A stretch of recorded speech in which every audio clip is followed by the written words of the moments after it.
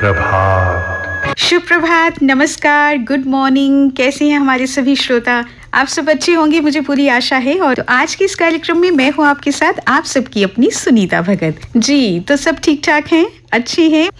इस समय तो भाई थोड़े व्यस्त भी होंगे। वैसे गृहिणियां हमारी इस समय तो काफी व्यस्त होती हैं। भाई बच्चों को स्कूल भेजना है, टिफिन तैयार करने हैं, सबके लिए नाश्ता बनाना है और भी ढेर सारे काम होते हैं घरों के। से पूरा हफ्ता हम सबकी एक सेट रूटीन हो जाती है जब तक कि छुट्टी का दिन नहीं आ जाता। इस भाग दौड़ के दौरान भाई छुट्टी वाला दिन हो तो फिर हम रिलैक्स कर लेते हैं, वरना तो भाई सुबह होते ही, दिन चढ़ते ही अपनी अपनी दिनचर्या में हम सबको लग जाना पड़ता है। सुबह का वैसे ये जो वक्त होता है काफी ऊर्जावान होता है ना श्रोताओ? बड़ा फ्रेश फील करते हैं आप, बड़ी ऊर्जा महसूस करते हैं आप और चाहते हैं कि भाई सारे काम जो है वो जल्दी से जल्दी हम निपटा लें। लेकिन सुबह फ्रेश आप तभी फील कर सकते हैं जब रात को अच्छी सी एक भरपूर नींद ली हो आपने, अच्छी तरह से सोए हो आप, सुकून से सोए हो आप। क्योंकि अगर नींद नहीं आती है ना तो सुबह बहुत परेशानी हो जाती है। अब जबरदस्ती हम अपने आप को जगाते ही हैं क्योंकि सुबह हो गई है और दिन की रूटीन भी शुरू करनी है, लेकिन वो एक भारीपन रहता है, तबीयत में भी, सर में भी, कभी कभी कुछ चिड़चिड़ापन भी आ जाता है,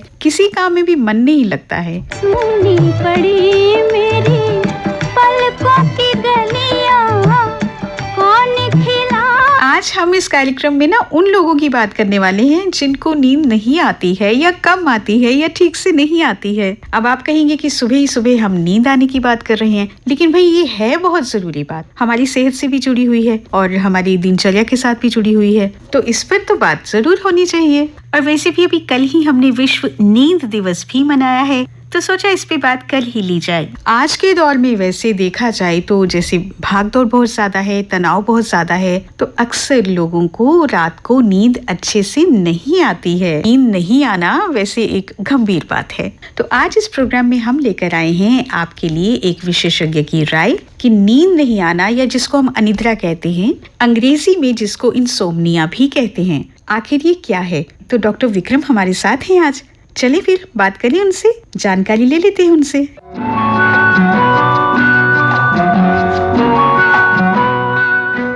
डॉक्टर साहब आपका स्वागत कर रहे हैं हम इस कार्यक्रम में और आज बात करेंगे आपसे अनिद्रा के बारे में, यानी नींद नहीं आती है जो हमको, उसके बारे में कुछ कारण जानना चाहेंगे उसके, और फिर उपाय भी हम आपसे जरूर जानेंगे कि अच्छी नींद आने के लिए क्या क्या हम करें। लेकिन सबसे पहले अपने श्रोताओं के लिए मैं जानना चाहूंगी आपसे, इंसोम्निया आखिर है क्या? अगर इसका डेफिनेशन हम आपसे जानना चाहें, पहले तो आप ये बता दें हमारे श्रोताओं को, और इसके क्या क्या कारण हो सकते हैं डॉक्टर साहब, ये भी बताइएगा।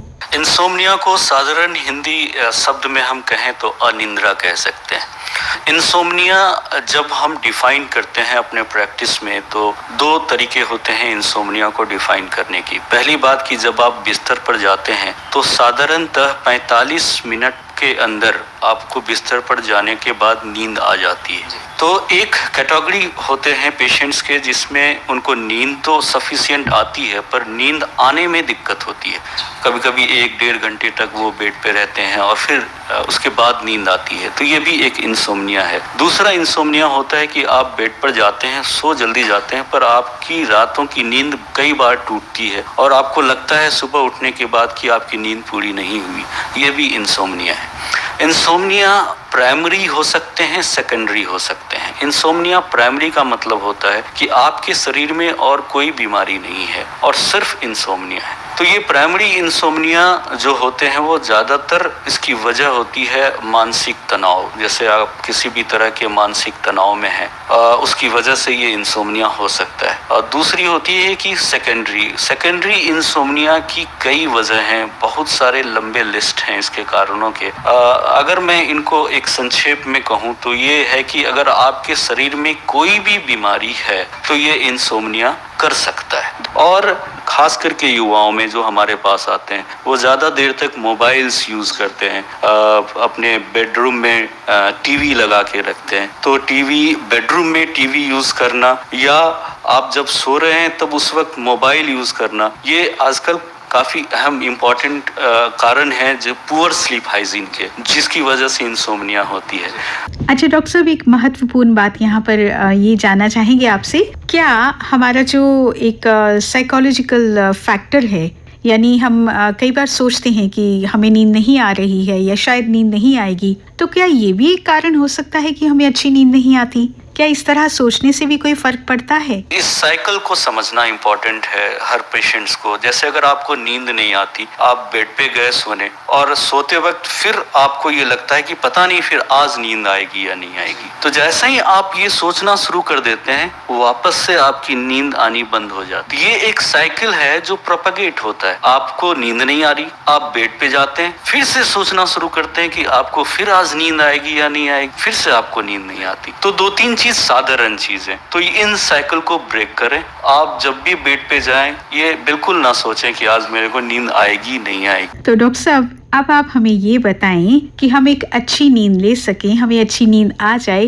तो इसके लिए हमें क्या करना चाहिए? हम अक्सर स्लीप हाइजीन की बात करते हैं। स्लीप हाइजीन में कई चीजें हैं और आप स्लीप हाइजीन आप गूगल भी कर सकते हैं, देख भी सकते हैं। तो स्लीप हाइजीन के कई कंपोनेंट होते हैं, जैसे एक क्लीनिनेस। जब आप बेड पर जाएं तो आपका बेड का जो लिनन है, जो कवर है, वो क्लीन है। बेड में जो लाइट्स हैं वो डिम हैं, कम हैं। और आप जो दिन भर के जो आपके प्रोफेशनल लाइफ्स हैं, जब आप सोने जाते हो तो उस प्रोफेशनल लाइफ को आप सोने से पहले आप उसको वहीं रख दें। आप अच्छी नींद पूरी करें, फिर उठें, फिर प्रोफेशनल लाइफ के बारे में सोचें। डॉक्टर साहब, अनिद्रा के बारे में एक बहुत अच्छी जानकारी आप हमें दे रहे हैं।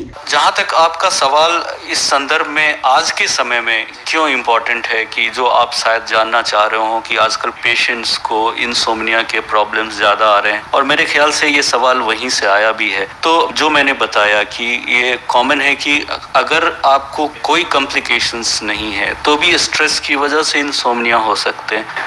अगर फिजिशियन को ये लगता है कि ये प्राइमरी इंसोम्निया है, तो वो उसकी इलाज की तरीका उसके इलाज की अलग है, और सेकेंडरी है तो उसके भी इलाज के तरीके अलग हैं। डॉक्टर साहब, आपने बहुत ही विस्तार से हमें सारी जानकारी दी है अनिद्रा के बारे में, यानी जो नींद हमें नहीं आती है, क्यों नहीं आती है, और अच्छी नींद आने के लिए हमें क्या क्या उपाय करने चाहिए, ये भी आपने हमें बताया है। हमें पूरी उम्मीद है कि इस जानकारी का लाभ जो है हमारे श्रोता जरूर उठाएंगे। आपने हमसे बातचीत की, आपका बहुत धन्यवाद।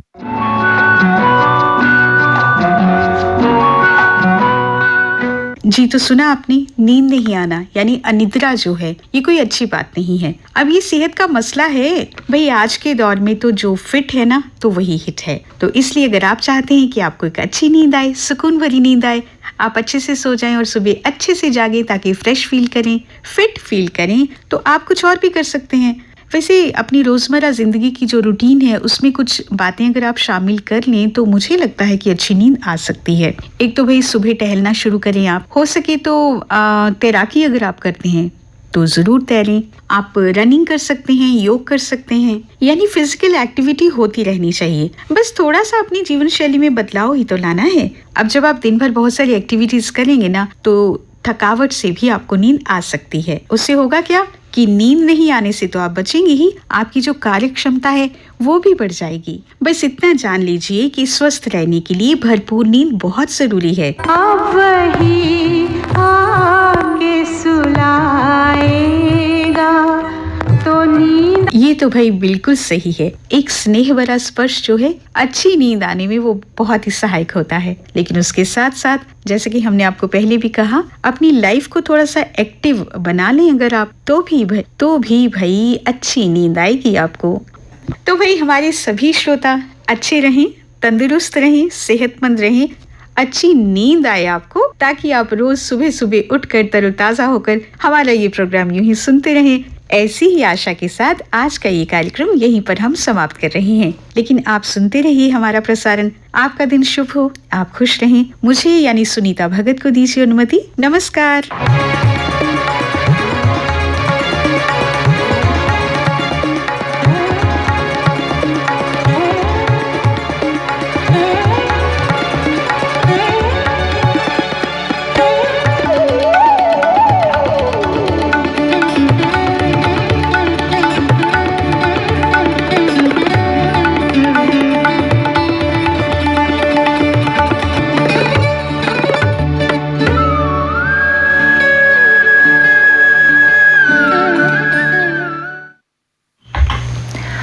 श्रोताओं, आप सुन रहे थे कार्यक्रम सुप्रभात। प्रस्तुति थी सुनीता की।